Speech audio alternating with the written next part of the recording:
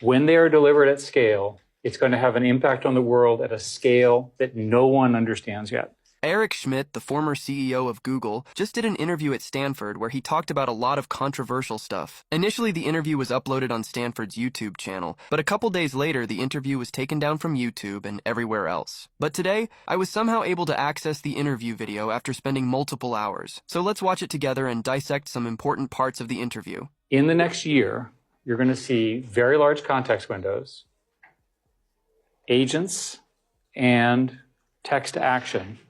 When they are delivered at scale, it's going to have an impact on the world at a scale that no one understands yet. Much bigger than the horrific impact we've had by social media, right, in my view. So here's why. In a context window, you can basically use that as short-term memory. And I was shocked that context windows get this long. The technical reasons have to do with the fact that it's hard to serve, hard to calculate, and so forth. The interesting thing about short-term memory is when you feed you ask it a question, read 20 books, you give it the text of the books is the query, and you say, tell me what they say. It forgets the middle, which is exactly how human brains work too, right? That's where we are. With respect to agents, there are people who are now building essentially LLM agents, and the way they do it is they read something like chemistry, they discover the principles of chemistry, and then they test it. And then they add that back into their understanding, right? That's extremely powerful. And then the third thing, as I mentioned, is text to action. So I'll give you an example. The government is in the process of trying to ban TikTok. We'll see if that actually happens. If TikTok is banned, here's what I propose each and every one of you do. Say to your LLM the following. Make me a copy of TikTok, steal all the users, steal all the music, put my preferences in it, produce this program in the next 30 seconds, release it, and in 1 hour, if it's not viral, do something different along the same lines. That's the command. Boom, boom, boom, boom, right? You understand how powerful that is. If you can go from arbitrary language to arbitrary digital command, which is essentially what Python in this scenario is, imagine that each and every human on the planet has their own programmer that actually does what they want, as opposed to the programmers that work for me who don't do what I ask, right? The programmers here know what I'm talking about. So imagine a non-arrogant programmer that actually does what you want, and you don't have to pay all that money to. And there's infinite supply of these programs. And this is all within the next year or two. Very soon. So, we've already discussed on this channel a number of different versions of this. Whether you're talking about Aider, Devin, Pythagora, or just using agents to collaborate with each other in code, there are just so many great options for coding assistance right now. However, AI coders that can actually build full-stack complex applications, we're not quite there yet, but hopefully soon. And also, what he's describing of just saying download all the music and the secrets and recreate, that's not really possible right now. Obviously, all of that stuff is behind security walls, and you can't just download all that stuff. So if he's saying, hey, reproduce the functionality, you can certainly do that. Those three things, and I'm quite convinced it's the union of those three things that will happen in the next wave. So you asked about what else is going to happen. Every 6 months I oscillate. So we're on it's an even odd oscillation. So at the moment, the gap between the frontier models, of which there are now only 3, I'll review who they are, and everybody else appears to me to be getting larger. 6 months ago, I was convinced that the gap was getting smaller. So I invested lots of money in the little companies. Now I'm not so sure. And I'm talking to the big companies, and the big companies are telling me that they need 10 billion, 20 billion, 50 billion, 100 billion. Stargate is 100 billion, right? They're very, very hard. Sam Altman is a close friend. He believes that it's going to take about 300 billion, maybe more. I pointed out to him that I'd done the calculation on the amount of energy required. And I then, in the spirit of full disclosure, went to the White House on Friday and told them that we need to become best friends with Canada, because Canada has really nice people, helped invent AI, and lots of hydropower. Because we as a country do not have enough power to do this. The alternative is to have the Arabs fund it. And I like the Arabs personally. I spent lots of time there, right? But they're not going to adhere to our national security rules, whereas Canada and the U.S. are part of a triumvirate where we all agree on. So these $100 billion, $300 billion data centers, electricity starts becoming the scarce resource. Now, first of all, we definitely don't have enough energy resources to achieve AGI. It's just not possible right now. And Eric is also assuming that we're going to need more and more data and larger models to reach AGI. And I think that's also not actually true. Sam Altman has said similar things. He has said that we need to be able to do more with less, or even the same amount of data, because we've already used all the data that humanity has ever created. There's really no more left. So we're going to need to either figure out how to create synthetic data that is valuable, not just derivative, and we're also going to have to do more with the data that we do have. You were at Google for a long time, and they invented the transformer architecture. Peter. It's all Peter's fault. Thanks to brilliant people over there like Peter and Jeff Dean and everyone. But now it doesn't seem like they've kind of lost the initiative to OpenAI, and even the last leaderboard I saw, Anthropic's Claude was at the top of the list. I asked Sundar this. He didn't really give me a very sharp answer. Maybe you have a sharper or a more objective explanation for what's going on there. I'm no longer a Google employee. Yes. In the spirit of full disclosure, Google decided that work-life balance and going home early and working from home was more important than winning. Okay, so that is the line that got him in trouble. It was everywhere, all over Twitter, all over the news. When he said Google prioritized work-life balance, going home early, not working as hard as the competitor to winning. They chose work-life balance over winning. And that's actually a pretty common perception of Google. And the reason startups work is because the people work like hell. And I'm sorry to be so blunt, but the fact of the matter is if you all leave the university and go found a company, you're not going to let people work from home and only come in one day a week if you want to compete against the other startups. When in the early days of Google, Microsoft was like that. Exactly. But now it seems to be... And there's a long history of, in my industry, our industry, I guess, of companies winning in a genuinely creative way and really dominating a space and not making the next transition. It's very well documented. And I think that the truth is founders are special. The founders need to be in charge. The founders are difficult to work with. They push people hard. As much as we can dislike Elon's personal behavior, look at what he gets out of people. Mm-hmm. I had dinner with him, and he was flying. I was in Montana. He was flying that night at 10 p.m. to have a meeting at midnight with X.AI. Right? Think about it.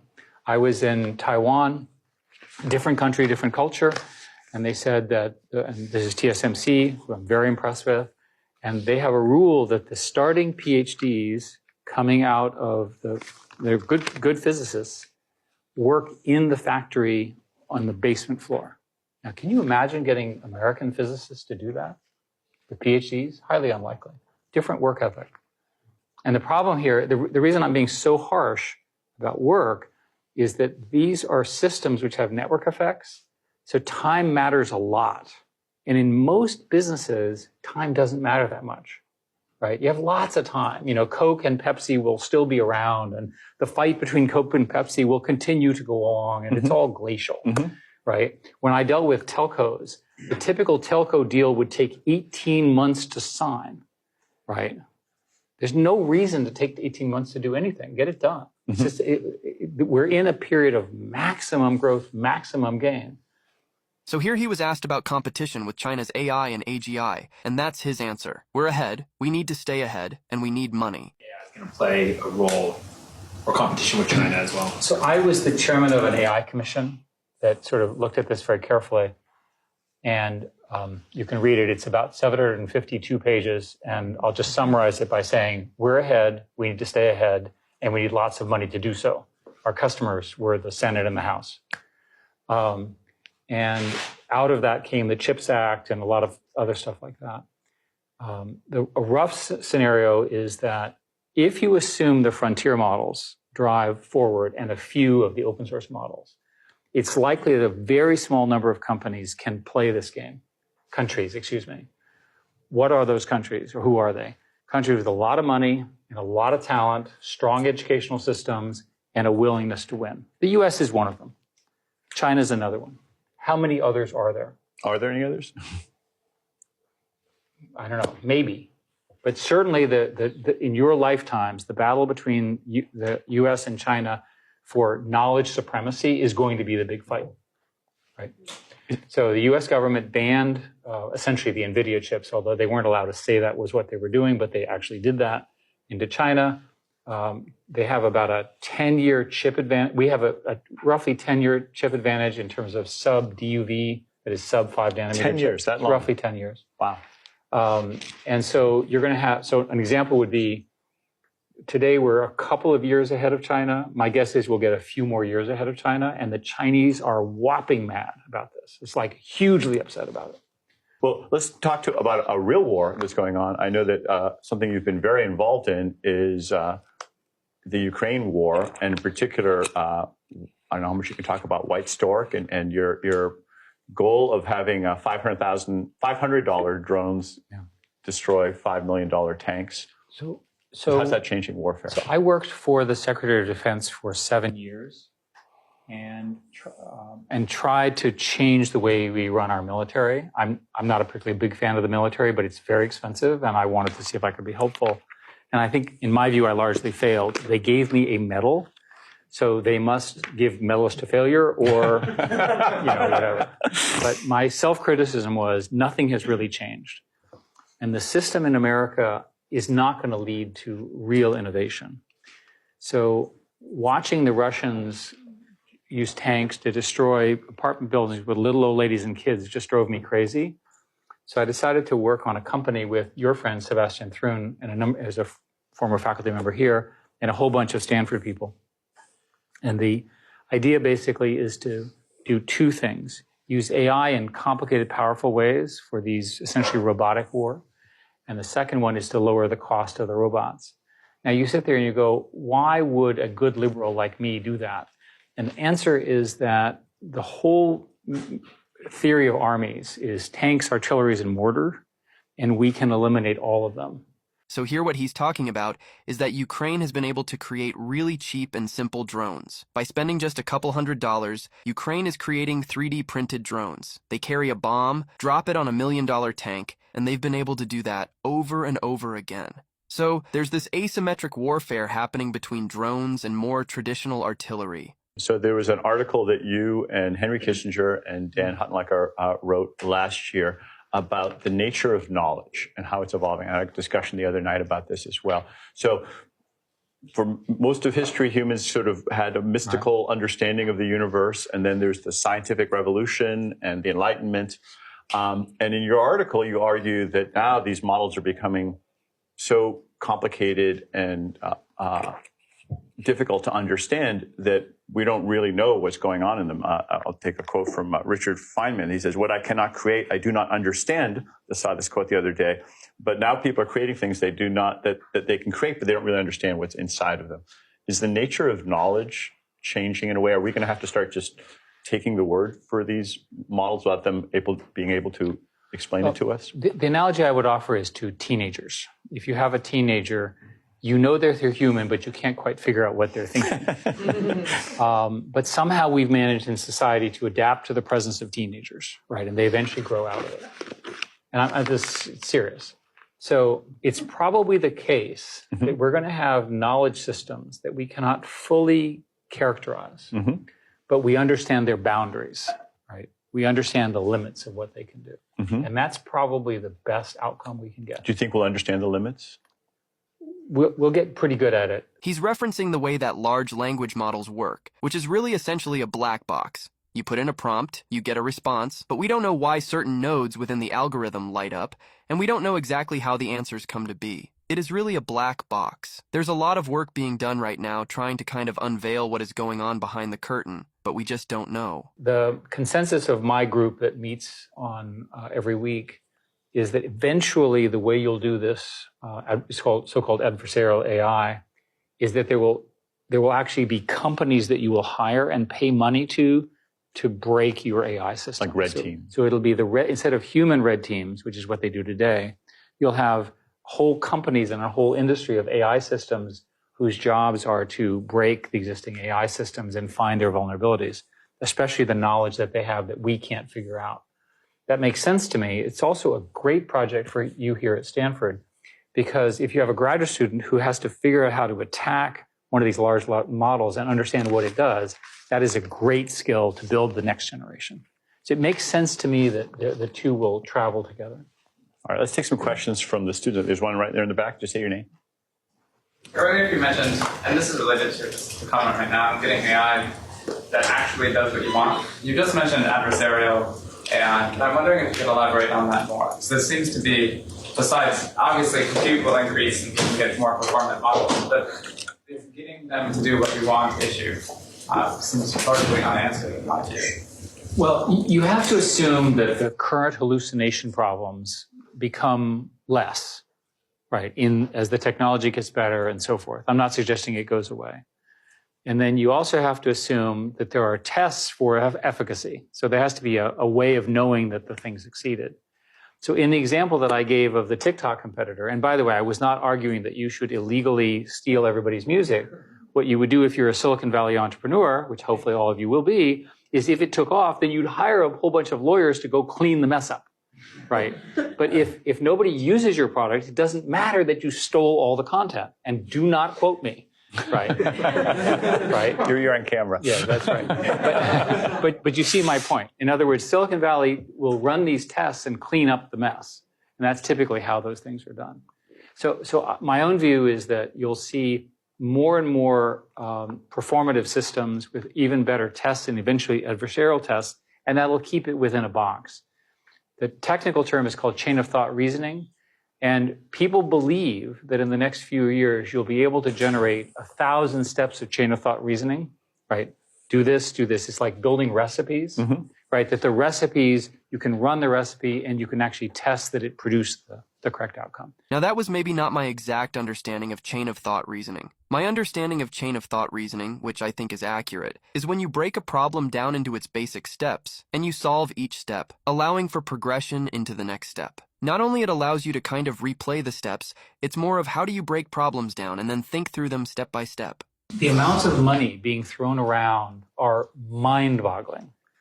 And I essentially invest in everything because I can't figure out who's going to win. And the amounts of money that are following me are so large. I think some of it is because the early money's been made and the big money people who don't know what they're doing have to have an AI component. And everything is now an AI investment, so they can't tell the difference. I define AI as learning systems, systems that actually learn. So I think that's one of them. The second is that there are very sophisticated new algorithms that are sort of post-transformers. My friend, my collaborator for a long time, has invented a new non-transformer architecture. There's a group that I'm funding in Paris that has claims to have done the same thing. So there's enormous invention there, a lot of things at Stanford. And the final thing is that there is a belief in the market that the invention of intelligence has infinite return. So let's say you put $50 billion of capital into a company. You have to make an awful lot of money from intelligence to pay that back. So it's probably the case that we'll go through some huge investment bubble, and then it'll sort itself out. That's always been true in the past, and it's likely to be true here. And what you said earlier. Yeah. So there's been something like $1 trillion already invested into artificial intelligence and only 30 billion of revenue. I think those are accurate numbers. And really, there just hasn't been a return on investment yet. But again, as he just mentioned, that's been the theme on previous waves of technology. Huge upfront investment, and then it pays off in the end. Well, I don't know what he's talking about here, because didn't he run Google? And Google has always been about being closed source and always tried to protect the algorithm at all costs. So I don't know what he's referring to there. You think that the leaders are pulling away from the rest? Right now. And this is a really, the question is roughly the following. There's a company called Mistral in France. They've done a really good job.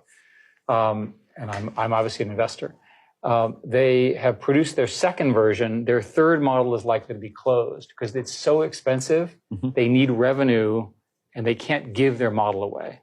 So this open source versus closed source debate in our industry is huge. And my entire career was based on people being willing to share software in open source. Everything about me is open source. Much of Google's underpinnings were open source. Everything I've done technically. What? Didn't he run Google? And Google was all about staying closed source, and everything about Google was kept secret at all times. So I don't know what he's referring to there. Everything I've done technically. And yet it may be that the capital costs, which are so immense, fundamentally changes how software is built. You and I were talking, my own view of software programmers is that software programmers' productivity will at least double. Mm-hmm. There are 3 or 4 software companies that are trying to do that. I've invested in all of them in the spirit. And they're all trying to make software programmers more productive. The most interesting one that I just met with is called Augment. And I always think of an individual programmer, and they said, that's not our target. Our target are these 100-person software programming teams on millions of lines of code where nobody knows what's going on. Mm. Well, that's a really good AI thing. Will they make money? I hope so. Yes. So a lot of questions here. Yes, ma'am. Hi. So at the very beginning, yes, ma'am. At the very beginning, you mentioned that there's the combination of the context window expansion, the agents, and the text to action is going to have unimaginable impacts. First of all, why is the combination important? And second of all, I know that you're not like a crystal ball and you can't necessarily tell the future, but why do you think it's beyond anything that we could imagine? I think largely because the context window allows you to solve the problem of recency. The current models take a year to train, roughly 18 months, 6 months of preparation, 6 months of training, 6 months of fine tuning. So they're always out of date. Context window, you can feed what happened. Like you can ask it questions about the Hamas-Israel war, right, in a context. That's very powerful. It becomes current like Google. Yeah, so that's essentially how SearchGPT works. For example, the new search product from OpenAI can scour the web, scrape the web, and then take all of that information and put it into the context text window. That is the recency he's talking about. In the case of agents, I'll give you an example. I set up a foundation, which is funding a nonprofit, which starts, I don't know if there's chemists in the room, I don't really understand chemistry. There's a tool called ChemCrow, C-R-O-W, which was an LLM-based system that learned chemistry. And what they do is they run it to generate chemistry hypotheses about proteins, and then they have a lab which runs the tests overnight, and then it learns. That's a huge accelerant in chemistry, material science, and so forth. So that's an agent model. And I think the text to action can be understood by just having a lot of cheap programmers, right? And I don't think we understand what happens, and this is, again, your area of expertise, what happens when everyone has their own programmer. And I'm not talking about turning on and off the lights. I imagine, another example, for some reason you don't like Google. So you say, build me a Google competitor. Yeah, you personally, you don't build me a Google competitor, search the web, build a UI, make a good copy, add generative AI in an interesting way, do it in 30 seconds, and see if it works, right? So a lot of people believe that the incumbents, including Google, are vulnerable to this kind of an attack. Now, we'll see. How can we stop AI from influencing public opinion, misinformation, especially during the upcoming election? What are the short and long-term solutions from? Most of the misinformation in this upcoming election and globally will be on social media. And the social media companies are not organized well enough to police it. If you look at TikTok, for example, there are lots of accusations that TikTok is favoring one kind of misinformation over another. And there are many people who claim without proof that I'm aware of that the Chinese are forcing them to do it. I think we have a mess here. And the country is going to have to learn critical thinking. That may be an impossible challenge for the US. But the fact that somebody told you something does not mean that it's true. I think that the greatest threat to democracy is misinformation because we're going to get really good at it.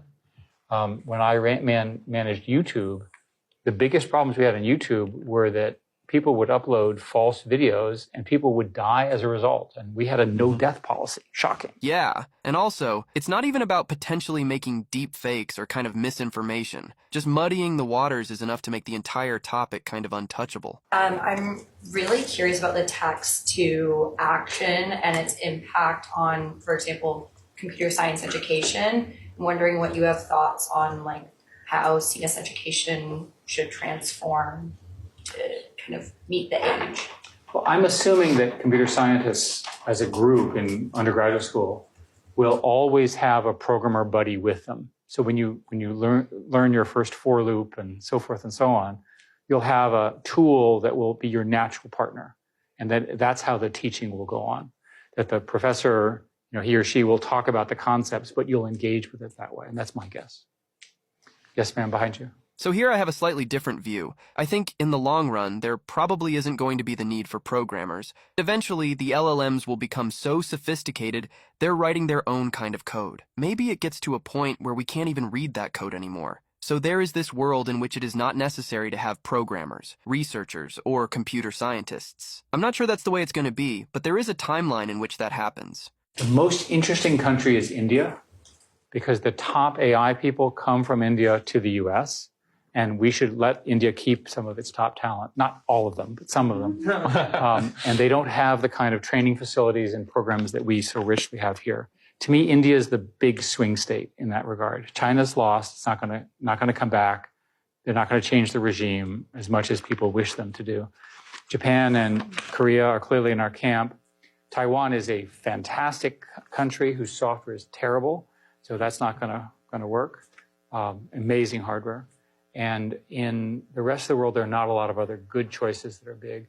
Europe is screwed up because of Brussels. It's not a new fact. I spent 10 years fighting them. And I worked really hard to get them to fix the EU Act. And they still have all the restrictions that make it very difficult to do our kind of research in Europe. My French friends have spent all their time battling Brussels, and Macron, who's a personal friend, is fighting hard for this. And so France, I think, has a chance. I don't see Germany coming, and the rest is not big enough. Given the capabilities that you envision these models having, should we still spend time learning to code? Yeah.